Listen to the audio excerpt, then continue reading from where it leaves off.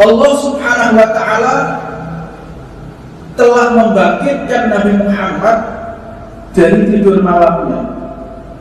Untuk kita yang ingin di barisan Rasulullah SAW, jangan sesekali kita meninggalkan sholat malam. Ini yang terpenting, kunci kehidupan. Adapun sholat malam itu susah kita kerjakan, evaluasi dosa apa yang kita lakukan kepada Allah sehingga tubuh ini sulit diajak untuk tahajud. Dosa apa, maksiat apa yang kita lakukan sehingga susah tubuh ini digunakan untuk taat kepada Allah Subhanahu wa ta'ala. Maka manusia-manusia terpilih senantiasa dia menghidupkan sholat malamnya tanpa sedikit pun ditinggalkan. Di antaranya yang melakukan ini adalah Sayyidatina Khadijah Al-Kubra.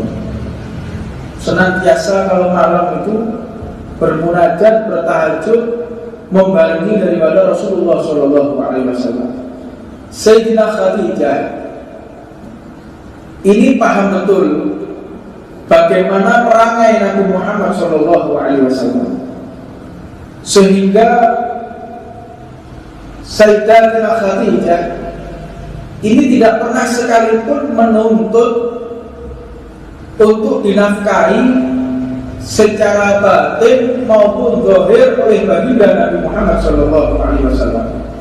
Ini perangai wanita salihah yang saat ini sudah jarang kita temui. Mereka wanita-wanita yang salihah ini senantiasa meringankan beban suaminya. Dengan cara apa? Tidak menuntut suaminya, tidak memintakan belikan ini, tidak meminta belikan itu, menjaga agar suaminya tidak terbebani ketika di dunia. Sebab beban suami sudah cukup berat ketika nanti menghadap kepada Allah Subhanahu wa ta'ala. Makanya salah satu mertua Al-Imam Syafi'i, mertua Imam Syafi'i memanggil putrinya, dipanggil putrinya setelah pernikahan, setelah akad nikah. Imam Syafi'i dan istrinya dipanggil oleh mertuanya, wahai putraku Imam Syafi'i, sekarang putriku aku serahkan kepada engkau. Apabila putriku mengganggu dakwahmu, apabila putriku menuntut segala sesuatu, maka ceraikan dia. Inilah sifat orang yang benar-benar mengerti ketakwaan kepada Allah Subhanahu wa ta'ala. Jangan sampai apabila aku menyerahkan putriku kepadamu untuk engkau nikahi, tapi nantinya mengganggu dakwahmu di jalan Allah Subhanahu wa ta'ala. Maka ketika Sayyidatina Khadijah Al-Kubra mulai dalam keadaan sakit, beliau pada waktu itu berumur 65 tahun yang disebutkan dalam kitabnya Syekh Muhammad Ali Al-Albani. Ketika Sayyidatina Khadijah Al-Kubra ber-65 tahun dan Rasulullah berumur 50 tahun, maka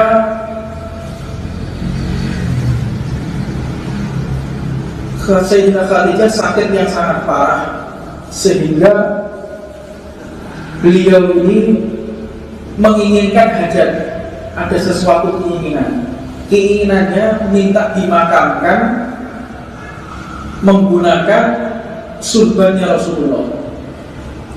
Permintaannya nuntut itu aja kepada suaminya, dan itu pun melalui putrinya Sayyidatina Fatimah Zahra.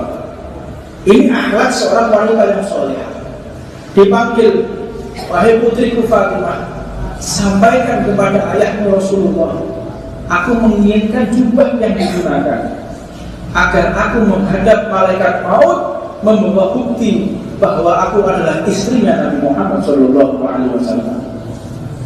Maka akhirnya Sayyidatina Khadijah Al-Kubra di dalam detik-detik sakaratul mautnya membawa jubah, membawa syal surban Rasulullah SAW dan digunakan sebagai selimut, dan itulah yang menjadi kain kafan Sayyidatina Khadijah di antaranya kain kafannya. Maka ini satu makna yang sangat penting yang saat ini mulai ditinggalkan oleh kaum hawa. Mereka menuntut suaminya dari sisi harta, sisi jumlah, bukan dari sisi kehalalan. Zaman ini mereka tahunya dinafkahi secara cukup, dinafkahi secara kenyang, tetapi lupa dari mana asal suaminya mencari rezeki tersebut. Ini yang terpenting, sebab kekuatan kita, kekuatan umat Islam itu bukan alutsista, bukan senjata perang. Kekuatan kita ada pada iman, yang iman tersebut dibalut oleh jasad yang tidak pernah memakan makanan yang diharamkan oleh Allah. Ini kekuatan kita ada di situ. Kita sudah banyak terkontaminasi sehingga pemikiran-pemikiran kita senantiasa salah. Kalau mau senang harus banyak duit, kalau mau senang harus punya fasilitas, kalau mau senang harus punya ini dan itu. Justru fasilitas yang dia punya membuat jauh dari Allah Subhanahu wa ta'ala di dunia, apalagi terlebih nanti di akhirat. Waliyadzubillah min dzalik. Maka ketika Sayyidatina Khadijah itu meminta syal, terdengar berita ini oleh malaikat Jibril. Maka malaikat Jibril pun membawa syal.